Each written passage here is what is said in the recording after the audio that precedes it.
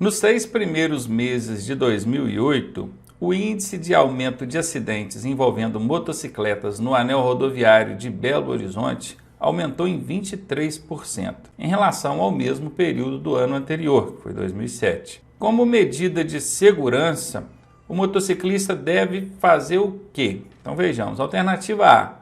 Utilizar o farol aceso mesmo durante o dia? Sim, motocicletas precisam circular com o farol aceso mesmo durante o dia, mesmo dentro de vias no perímetro urbano.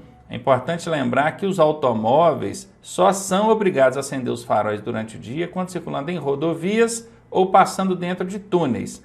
Já as motocicletas, em qualquer via, em qualquer circunstância, em qualquer hora, o farol tem que estar aceso. Circular com a motocicleta com o farol apagado é infração gravíssima e dá suspensão do direito de dirigir.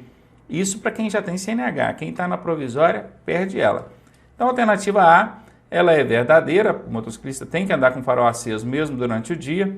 Alternativa B, ao ultrapassar, o motociclista deve ter consciência da fragilidade do seu veículo. Claro, ele precisa estar atento a essa questão aí. Ele está num veículo menor e apesar do Código de Trânsito Brasileiro estabelecer que os veículos maiores são responsáveis pelos menores, a regra não assegura a sua integridade física. Tanto é que acidentes acontecem e o motociclista acaba levando prejuízo nessa brincadeira aí. Então ele sim, ele tem que estar consciente que o veículo dele é um veículo menor, mais frágil, e com isso tomar mais cuidado. A letra B também é verdadeira. Ele deve então manter os equipamentos obrigatórios em bom estado? Claro, isso em qualquer veículo. Letra C, verdadeira. D, todas as alternativas acima estão corretas. Então a alternativa D é a resposta e vai a dica aí para você. Em 80% a 90% das vezes que na letra D tiver escrito todas, a resposta será essa. Bom, antes da resposta, eu quero te avisar que eu criei um treinamento com todas essas armadilhas e pegadinhas, essas covardias que o Detran faz em prova. Se você quiser conhecer, eu vou deixar o link aqui na descrição e também nos comentários fixados no topo. Confere lá. Na infração, estacionar o veículo afastado da guia da calçada, que é o meio-fio, a mais de 1 metro, são computados quantos pontos para o infrator? Bom, para saber quantos pontos vão ser computados, eu preciso saber a natureza dessa infração, né? Ela é média, leve, média, grave ou gravíssima. Difícil, mais uma vez a gente tendo aí que decorar a natureza de infração, a pontuação, para situações, né? Condutas infracionais. O Detran tem que abolir esse tipo de questão de prova, tem que contextualizar isso aqui para ficar mais fácil da gente entender, né? Mas contudo, enquanto o Detran continua pisando no calo da galera aí, lá no nosso curso online, autoescolaonline.net, cursos online, aí você vai achar lá vários macetes, mapas mentais, igual esse que eu vou te mostrar aqui agora, quer ver? Vem comigo. Aqui eu criei uma tabela com todos os tipos de infrações relacionadas a estacionamento e parada. Lá na questão que a gente acabou de ver, está querendo saber o estacionamento. Olha, ele estacionou a mais de 1 metro, não foi isso? Estava lá? A mais de 1 metro. Então percebam que a gente vê aqui, ó, infração vermelhinha, esta marca de vermelhinha é a gravíssima, 7 pontos. Quantas gravíssimas a gente tem dentro do estacionar? Quer ver? Vamos mudar para baixo que tem mais uma tela aqui, ó. Tem um aqui, que é o estacionar em vagas especiais para deficiente, idoso, e tem esse aqui que é o estacionar na pista de rolamento das estradas, rodovias, coisa e tal. Só essas duas gravíssimas, o resto não tem mais nenhuma gravíssima para estacionar. Essa que a gente está procurando, que é estacionar a mais de 1 metro da calçada, quer ver? Olhem aqui, ó. Estacionar afastado da calçada de 50 centímetros a 1 metro, ou seja, ele está mais de 50 centímetros, é infração, mas não passou de 1 metro. É leve, 3 pontos. Mas se ele estiver afastado da guia da calçada a mais de 1 metro, tá aqui, aí a infração é grave. Vira a tabelinha aí? Gostaram? E do lado aqui já tem também, ó. Quando ele parar, porque às vezes ele não estacionou, ele só parou para embarcar ou desembarcar alguém. Isso aqui ajuda uma quantidade, vocês nem imaginam, tá? Vamos voltar lá. Então a gente já sabe que a infração é grave. A resposta está aqui, ó.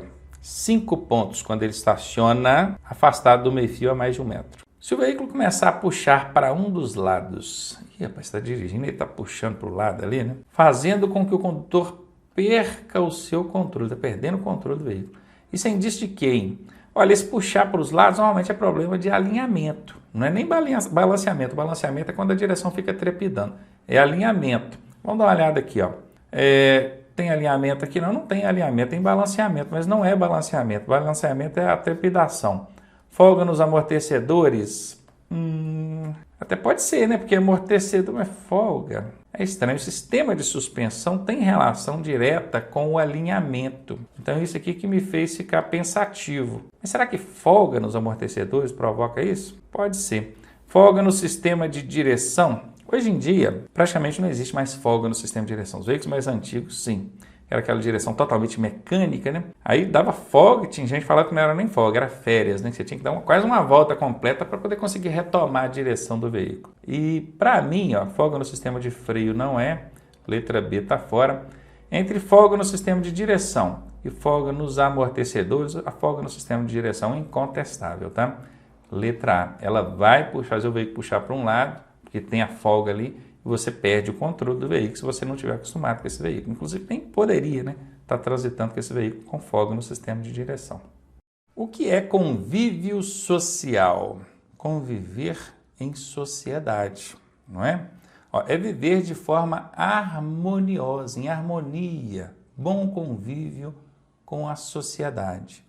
Gozando dos seus direitos, claro, se o direito é seu, você deve usufruir dele, mas também cumprindo com seus deveres e obrigações. Essa alternativa A aqui, bem válida. Certamente será essa a resposta. São as leis de quem mora na cidade, convívio social são as leis de quem mora na cidade. Olha, para que haja um bom convívio social é necessário que existam normas, regras, leis. Mas não é isso, são as leis, o convívio social são as leis. Não, as leis, as normas, elas contribuem para que haja esse convívio. Mas não são não, tá? Aqui está fora. É o direito de falar o que você quiser.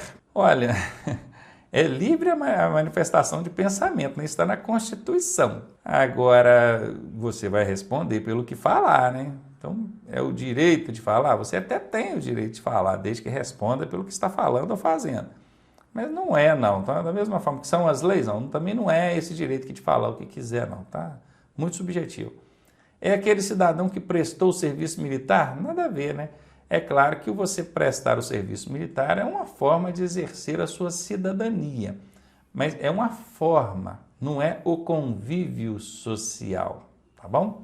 Então, letra D fora, confirmada aí letra A pra gente. Sobre preferência, é falso afirmar. Preste atenção porque está pedindo preferência, não é prioridade, não confundam isso não. E falso, muito cuidado, porque no desenrolar das alternativas e ao ler as alternativas, o aluno costuma esquecer que está pedindo a falsa e marcar a verdadeira. Vejamos então. Alternativa A. Em um cruzamento não sinalizado, a preferência é de quem está na rodovia. Olha, essa é a primeira regrinha, né? Dentre as três, é rodovia, rotatória e direita. Então, se tem rodovia, sim, a preferência é de quem está na rodovia. Essa é verdadeira, como a questão está pedindo a falsa, então está fora. Eu quero a falsa. Os veículos que se deslocam sobre trilhos têm preferência sobre os demais. Isso é verdadeiro. Trem, bonde, não para automóvel passar, não. No caso de rotatória, o que estiver circulando por ela terá preferência. Sim, essa é a segunda regrinha. Ela é verdadeira, como a questão está pedindo a falsa, também vou eliminar. Num cruzamento não sinalizado de avenida com rua, a preferência do veículo que circula pela avenida. Isso é falso. A única via que tem preferência sobre as demais é a rodovia. Então, falso, eu estou procurando a falsa. D é a resposta.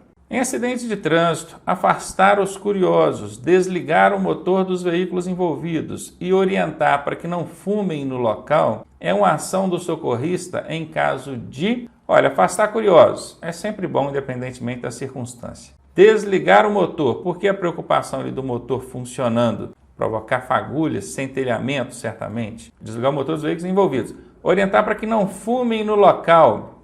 Olha, de novo... Voltado para a questão de fagulha, centelha. É óbvio que o cigarro não vai provocar centelha aí, né? Mas fagulha, brasa, fogo, chama, calor. Isso aí, gente, está tudo relacionado aqui a risco de incêndio. Concordam comigo? A alternativa D aí pode marcar sem medo.